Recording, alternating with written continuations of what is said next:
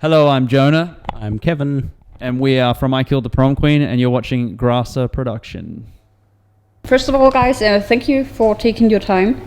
You've got a large band network, let's put it like that. So for this tour with the Browning and Empire Fate and Feeder to the Sharks, did you pick the bands yourself, or did you have a promoter coming up with these bands for the tour? It was a little bit of both. We wanted a package that, would obviously benefit the tour, and we wanted to tour with nice guys. So we asked the promoters what bands they thought would be a good idea to pick. And these guys, the guys on the tour, came up in the suggestions, and we liked them all. So we made a nice package, I think. Mm-hmm. Did you also have other bands coming up for discussion for this tour? Yeah, there was a couple other bands in the idea stage, and I think there was one band that were confirmed and then had to pull out last minute.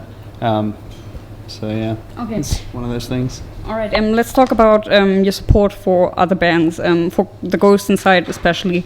After the big accident last year, you also showed your support in Facebook posts, and you also kind of encouraged them on their way back on stage. Could you personally imagine having such a big accident and getting all your courage and getting your act back together and getting back on stage after such dramatic event? I personally can't even imagine what it was like for them to go through what they went through. They're such good friends of ours. We did like 4 tours with them in 2014. We've known them for years and years, and everyone was devastated when we heard about the accident. I think the guys have proven like how dedicated they are to the music and to their fan base, and vice versa.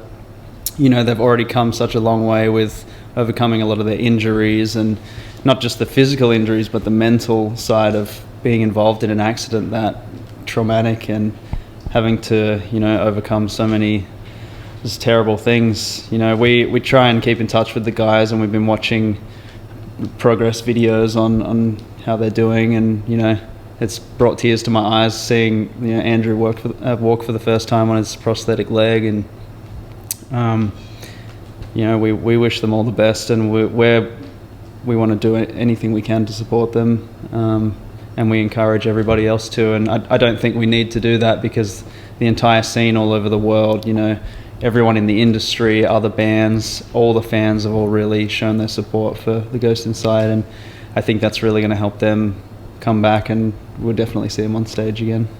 Right. So I got you sitting next to me eating fresh grapes and vegetable. You're all vegetarian or straight edge. How important do you think is it to have your personal life showing to your fans and having some kind of I'm going to put it carefully, some extremist attitude, and showing them to the fans? And how much do you want to influence your fans also to have a healthy lifestyle, and to go through the world with open eyes and with attention and some kind of do you know what I mean? I know what you mean. I think some of our personal philosophies on life, such as a couple of us being vegan and a couple of us being straight edge, I think that's automatically just going to show through the band in some respect, because it's just the band is part of our personalities as people, and it's going to show through the music or on stage or by the t-shirts we wear or by the things we write on social media. The one thing I will say is that we do try and promote things like this somewhat through the band, because we see them as positive things. Like, as you said, there are bands with different ideals and different maybe extremist views on certain things, but they might not all be positive things. I think there's a lot of bands out there that love to party and do drugs and alcohol, and that's totally fine. That's a thing that a lot of people do, but I think these bands all have quite young fans as well. And then when you have a band that's getting up there talking or singing about getting smashed every night or doing drugs or whatever, I don't think that's such a good thing, especially on the young fans. Whereas because there's not really any negative aspects to what we believe in as far as the vegan lifestyle, there's only positive things about it. It has positive health impact, as you said. It's great for the animals and it's great for our environment. So I think that's a great thing for us to be promoting versus some of the other things that some bands perhaps are promoting to their fans, especially young fans. So do you see yourself as in kind of a position that you have the task to promote those things as well? I personally feel like as people in a position of influence, we do have a certain I don't know, we have a duty to, exactly, to kind of help the young fans maybe go in this positive direction. It wouldn't matter if we were a band that no one cared about or we didn't have very many fans or anything, but because people do, it's proven people listen to the things that bands say and they take notice of maybe their heroes or whatever. So if we are those people for some young people, then I want the message to be a good, positive thing, steer them in the right direction. All right. So throughout your band history, you're the only original member left. So to say it clearly, do you think that this is what makes out I Killed the Prom Queen as well, maybe? So that this is kind of the core of I Killed the Prom Queen as well, and that you wouldn't be where you are today without all the changes of band members as well? Yeah, definitely. I mean, a lot of bands go through changes and lineup changes and different members, and that's just part of the evolution of the band. I think it's really hard for a band. We've been around since 2000, so that's 16 years. It's really difficult for a band of 16 years to have a relationship with the same 5 people over that period of time. It's not like a marriage or a normal relationship where it's just 2 people that have to work together. We're 5 people, and circumstances change. People have different jobs or different priorities. Maybe they get in a relationship that affects their life in the band. Kevin's actually pretty much been almost an original member as well. He's been in the band since every release we've done except for the very first demo EP. So because him and I have always written the majority of the music, I think that's helped I Killed the Prom Queen keep kind of our core sound, whereas maybe it's different for bands who replace all of their members entirely, or the only original member that's left hasn't contributed to the music itself, so the band may actually sound like a completely different band. But since him and I have written the riffs on everything that's been released except for our first demo, I think it really helps us kind of keep our sound and our core values as people. But like, people change, members change, and I understand if people see I Killed the Prom Queen as the band that we were in 2005 or 2006, and that's the one they like, that's fine. But we as a band and as a business and as people with a career have to continue to do what we do. We can't just say, actually we're going to leave this because these couple of Facebook fans liked the old singer better or the old guitar player better or whatever. I haven't any questions for you because you're so busy eating as well. The next one. All right. So I guess you've traveled many countries. Is there any country you haven't traveled so far, but you'd really love to see, or any site maybe you haven't seen? We haven't done like South America or like Egypt or that sort of Middle East. We'd like to do a bit more extensively in Japan, because the times we've played Japan have been really good in that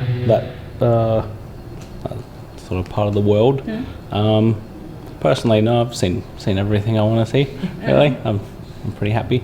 Do you really got time to see really sights as well of the world with the guys? No, not really. Like, for instance, today we got in at 11, loaded into the venue, and have been sitting in this room till today, and now it's 6. So. It's going to be dark by the time get to see anything. Every now and then you have a day off, but this tour in particular, it's 30 shows, 30 days, sort of thing like that. So when we've recorded, for instance, when we based ourselves in Sweden for a few months at a time, we could look around there and stuff like that. But most of the time on tour, you don't get a lot of time away to see the sights or whatever. But on the off chance you do, it's real nice. Where were we yesterday? Cologne. We walked around Cologne a bit, got some foods. That was good. Been there a few times and stuff. So yeah. Yeah? Yep. What did you eat? Well, not really German food actually. It was a type of vegan kebab, but from a German store. So Okay. yeah. By the way, you were pronounced as the Australian metalcore pioneers from tonight's venue on their website. Do you really feel as bringing metalcore to Australia? I guess we were kind of amongst the first batch of bands playing that genre in Australia, but there were definitely others. There are other bands that we looked up to internationally that were playing this sound long before us.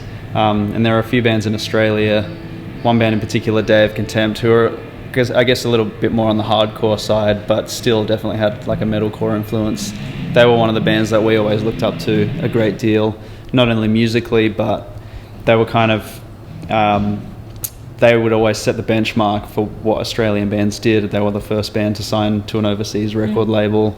They were one of the first hardcore metalcore bands from Australia to go on tour overseas. So it's kind of like when they did that, we were like, hey, maybe we can play music and do this as well. And then other bands that came after us, like Parkway Drive and Amity Affliction, and the bands that are really big in that genre now, did the same thing after us and saw what we were doing and what Day of Contempt were doing, and basically showed Australian heavy music scene that it's possible to be an Aussie band and, you know, make a living and make a career out of going overseas. Before that, it was, not many people cared about Australian bands. I remember when we first did our second album, Music for the Recently Deceased, we were an unsigned band and we were sending it to record labels all around the world. And nobody was interested because Australia didn't have a name for itself within the heavy music scene. And then a couple of years later, it seems that a lot of people are turning to Australia in particular because we have our own kind of brand and sound. Yeah. I did another interview at EPA Fest a few years ago, and the lady interviewing me was just listing off all these Australian bands and saying that she loved Australian metalcore or the hardcore. Like it's its own brand. A lot of Australian bands in the meantime. And especially that are being quite successful here in Europe as well. Europe loves metalcore. Sorry? Europe loves metalcore, but I've hardly talked to Australian metalcore bands, that's the thing. Alright, so your last record was released in 2014. Have you already worked on some new stuff, or do you also use the touring time maybe for writing new stuff, or is it also too stressful maybe writing? This is the bit where we're supposed to say yes. We started... You are supposed to say that. Yeah, because it's like... There was, for a while, we were sort of being like, new album coming, kind of scrapped the material we had because we weren't really, we're kind of rushing it a bit, so just sort of taking our time. There's little bits here and there that are floating around, but haven't honestly wrote too much since that album, with there being a couple of lineup changes, and we all live in different parts of the world these days and stuff, so getting us all in one room together for a month at a time is hard enough as it is. We'll see what happens on this tour. Might get stir crazy on the bus and bust out the garage band or something.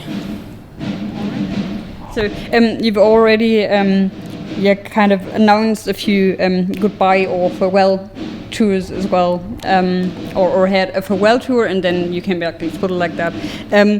How much does it take to return to stage afterwards, after having said, so this is our goodbye tour now, and then saying, okay, that was a goodbye, I'm coming back now? Because I suppose that what I've heard is, okay, I Killed the Prom Queen, they've had like 3 farewell tours now, they've had they've had like 6 band changes. That's what you hear about them. But I think if you look at it from another perspective, it also takes a lot of courage to do that. And it seems like it's really a hard project to you, if you look at it from another perspective. And it takes courage. What do you think? Right, let me set the record straight. We did one farewell tour in 2008 in Australia after we broke up in 2007. And The reason we broke up initially was because we lost our second vocalist. We took 2 different vocalists on tour overseas with us, kind of like as a tryout, and neither of them were working out.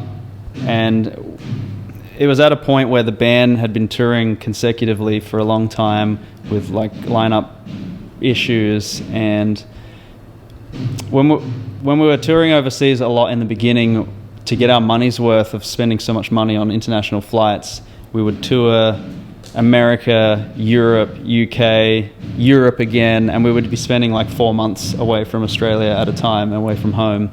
And that was putting strain on everybody. It was putting strain on our relationships. But at the time, we thought that was the only way to do it, because otherwise it's costing us like $10,000, $15,000 every time we want to tour anywhere outside of Australia. So all of these things combined led to us deciding, you know what, let's just call it a day. I guess we just kind of got a bit stressed out, and we decided that was enough. And then we did the farewell tour in 2008, which was amazing, one of the best tours we've ever done. And after that, we just constantly kept receiving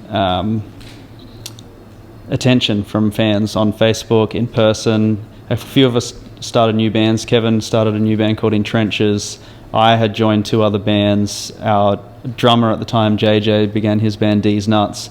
And all of these bands were touring, and people were saying, hey, when's Prom Queen going to do something again? When's Prom Queen going to do something again? And we were like, well, we kind of did a farewell tour, but... And after like 3 years of people constantly asking us, when's Prom Queen going to do something again, we thought, well, why not? You know, people still seem to care for some reason 3 years later. So then in 2011, we reformed, and we toured Australia with the Amity Affliction. And then that's been it since that. So you're quite happy about your fans as well, and you've always done it for your fans, and you'll always do it again for your fans, I think. I mean, if the fan loyalty wasn't there, it wasn't like we were like, hey, let's start this band up again and, you know, we'll kill it. Because if the fans aren't there, then who are you going to play to? Why are you doing it, kind of thing.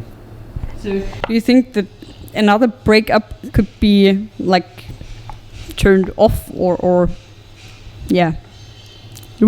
could be recalled by the fans again?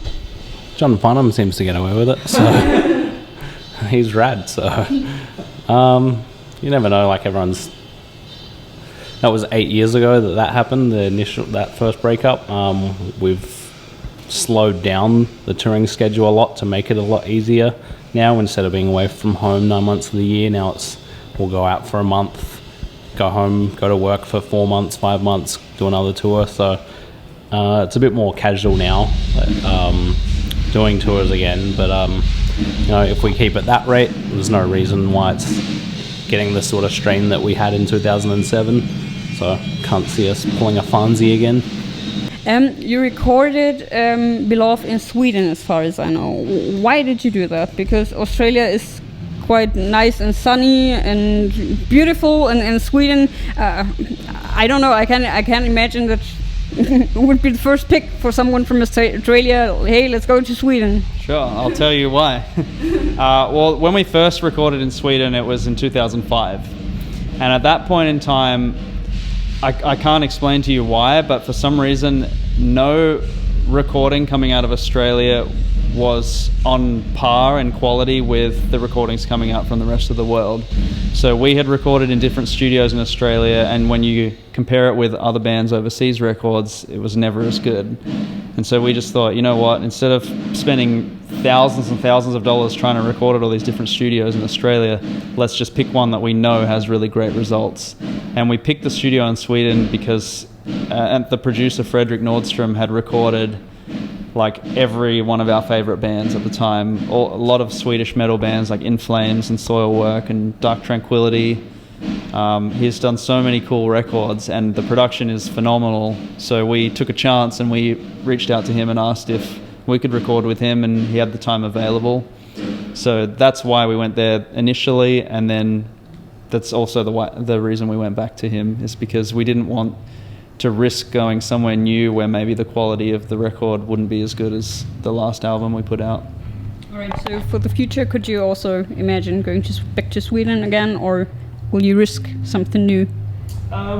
I think now we've done a lot more research and we kind of know a couple studios that we would feel comfortable recording at and that would handle our sound well. But Fredrik's studio in Sweden, Studio Fredman, would still be on our list, I think, of possible studios to make an album with. All right, that was my last question. Thank you again for taking your time, and have a great show tonight, and have fun touring Germany and England within the last few weeks. Yeah, thank you. Should be fun. Thanks. All right, Hope to see you guys thank soon. you.